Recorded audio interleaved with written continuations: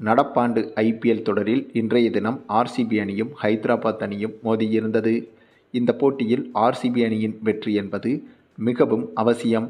ஆனால் ஹைதராபாத் அணிக்கோ வெற்றி என்பது அவசியமில்லை. ஏனென்றால் ஹைதராபாத் அணி ஏற்கனவே பிளே ஆஃப் வாய்ப்பை இழந்துவிட்டது. ஆனால் ஆர்சிபி அணியோ பிளே ஆஃப் வாய்ப்பை பிடித்துவிட்டு தற்போது புள்ளிப்பட்டியலில் முதல் 2 இடத்தை தக்க வைப்பதற்கான முயற்சியில் இருந்து வருகிறது. ஆகவே இந்த போட்டியில் கண்டிப்பாக ஆர்சிபி அணி வெற்றி பெற்றால்தான் புள்ளிப்பட்டியலில் முதல் 2 இடங்களை தக்க வைக்க முடியும். இந்த சூழலில்தான் இந்த போட்டி தொடங்கியது.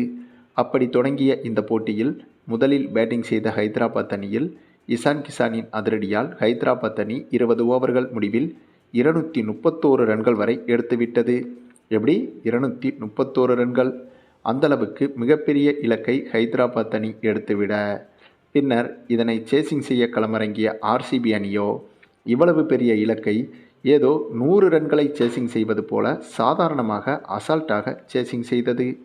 ஆமாங்க, இவ்வளவு பெரிய இலக்கை ஆர்சிபி அணி எந்தவித பதட்டமும் எந்தவித பிரஷரும் இல்லாமல் சாதாரணமாக சிக்சர்கள் பவுண்டரிகள் என விளாசி மிக மிக எளிதாகவே சேசிங் செய்ய தொடங்கியது.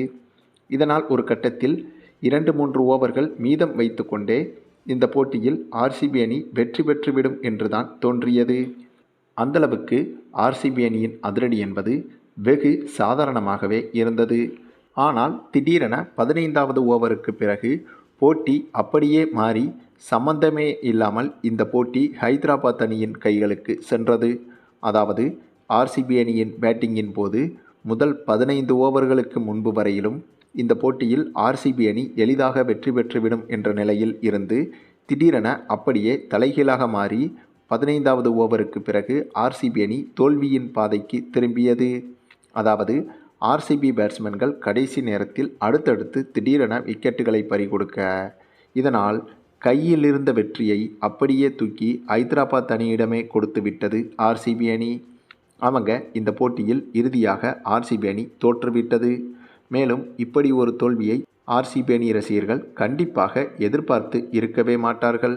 ஏனென்றால் வெற்றி பெற்று 1 மாதம் ஆகிவிட்டது என்று ரசிகர்கள் நினைத்திருந்த நிலையில் அநியாயமாக இந்த போட்டியில் தோல்வியை தழுவி ஆர்சிபி ரசிகர்களின் தலையில் இடியை இறக்கிவிட்டது ஆர்சிபி அணி.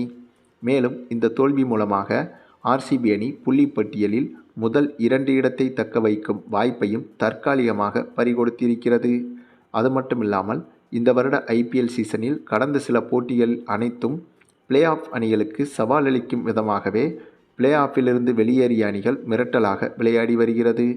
அதாவது பிளே ஆஃப் வாய்ப்பை தவறவிட்டாலும் பிளே ஆஃப் சென்ற அணிகளுக்கு சிம்ம சொப்பனமாக இருந்து வருகிறது பிளே ஆஃபுக்குள் செல்லாத அணிகள். ஆமாங்க, நேற்றைய போட்டியும் அப்படித்தான் அமைந்தது. இன்றைய போட்டியும் அப்படித்தான் அமைந்திருக்கிறது.